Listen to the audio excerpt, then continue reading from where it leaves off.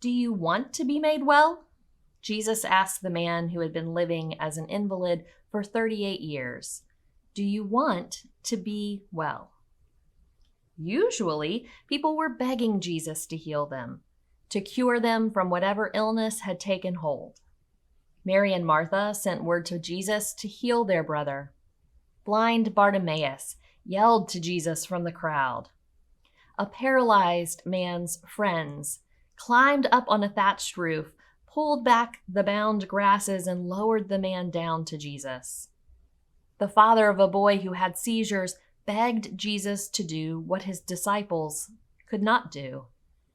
The gospel stories tell us that often the crowds would press in on Jesus just so they could touch him and receive healing through even the hem of his tunic. People went to great lengths to get his healer's attention, but not this man. Curious, isn't it? 38 years of chronic illness, yet he didn't cry out to Jesus from among the sick and infirmed who were lying around at the porticoes at the sheep gate.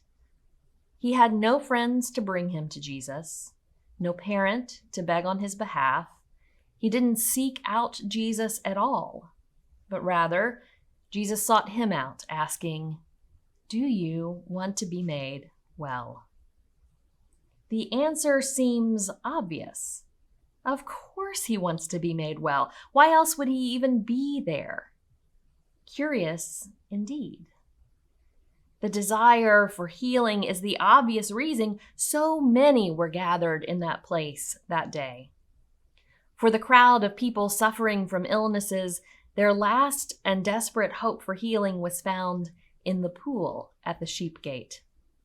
Archaeologists have actually uncovered the reservoir which formed the pool, and alongside it, a faded fresco with a picture of an angel troubling the water of the pool.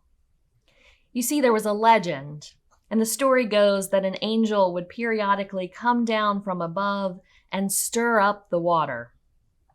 Afterwards, the first person to step into the pool was healed from their sickness. Imagining this one man's lifetime of suffering alongside the collective suffering of the crowd at the pool is heartbreaking. The enormity of their pain and distress is almost more than we can comprehend. Navigating a life with illness, disease, and disability is difficult and complex.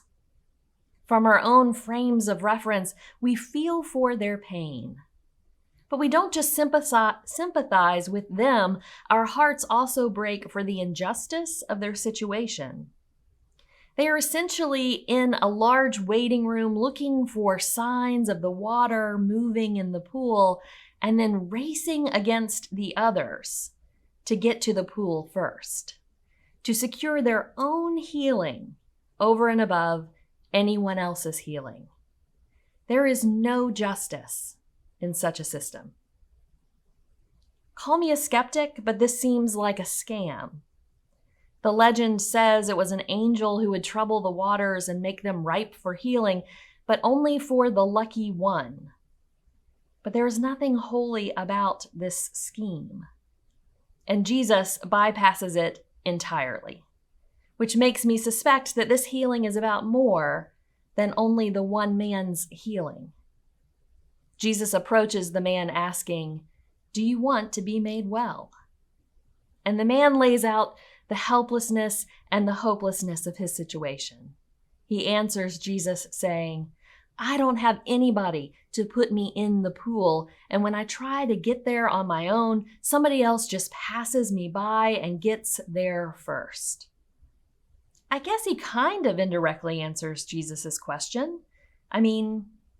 He answers by telling Jesus how he's tried to participate in the scam of a system going on and how he's been frustrated by it. He explains why the system hasn't worked for him. Jesus doesn't engage with that or respond to that. He simply says, "Stand up, take your mat, and walk." And with that, the man participates in his own healing by doing just so. And then the story ends with a brief disclaimer that, oh, by the way, this all happened on the Sabbath. Jesus was always making folks mad and breaking the rules that classified healing as one of the acts of labor forbidden on the Sabbath. The Sabbath-keeping rules started out with good intentions, but they'd begun to get in the way of God's life-giving, liberating work of creating a world that was, well.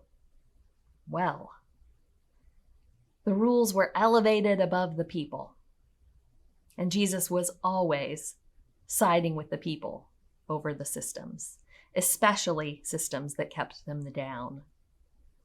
By bypassing the whole healthcare system of the Bethesda pool, Jesus frees not only the man's chronic illness, but breaks open the crippling malady of participating in corrupt systems.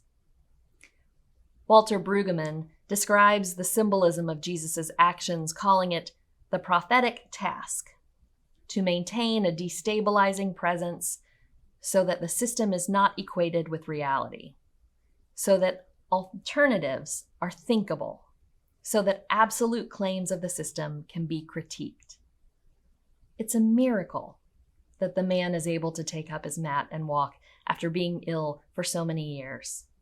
It is also a miracle that Jesus invites him to see the impossible, to opt out of systems that do not lead to wellness, and to participation in his own healing and renewal. Even though the paralytic and the other invalids at Bethesda had been taught that the system is the solution on their small scale, the system of the Bethesda pool was a solution only for some, at the expense of all the others. By telling the paralytic to get up and pick up his mat and walk, Jesus taught them to bypass the system and to challenge it. Brueggemann's writing also says that the goal of the managers and benefactors is to stabilize the system so that it is not noticed that it is a system, but there is only reality. Jesus taught the paralytic that indeed there is life outside the system.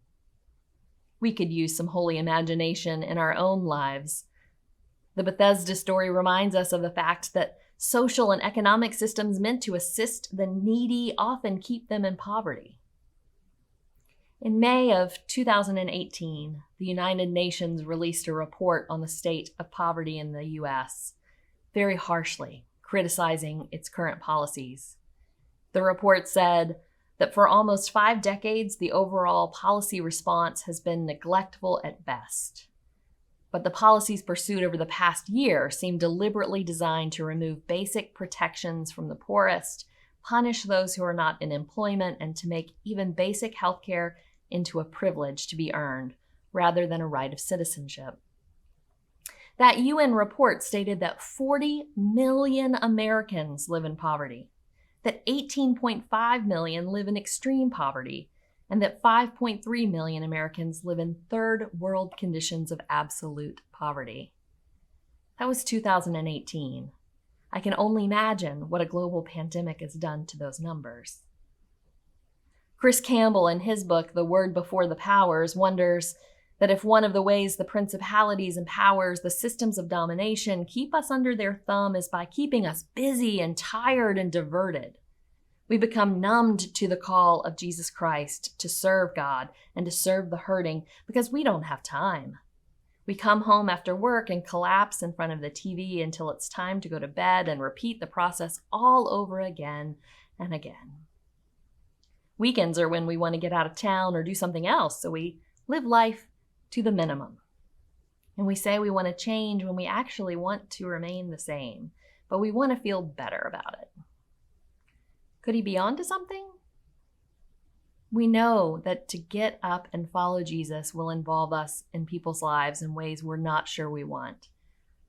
Because to be whole means to be remembered and reconnected with God and with God's people and with God's creation. No more isolation, no more living on my own private life where no one bothers me. To be whole means to get off the couch and to get involved. It means to work fervently, often doing behind the scenes work that is tedious and overlooked. Gregory Jones, the former dean at Duke Divinity School, said, "Holy friendships are those most likely to help us change. They challenge the sins we've come to love, affirm the gifts we're afraid to claim, dream dreams we otherwise wouldn't have dreamed.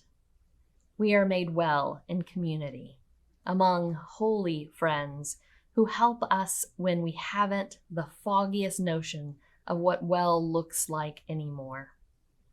We are made well in community, among holy friends who dream dreams, helping us break free of the false realities of oppressive systems. We are made well in community, among holy friends who help us not only imagine God's desire of wellness, of life and life abundant, but who help us participate our way into the coming of that true reality. Do you want to be made well? The holy friend asked the man who had been alone for 38 years with no one to help him. And when the man began making excuses as to why he had not been healed, Jesus refused to listen.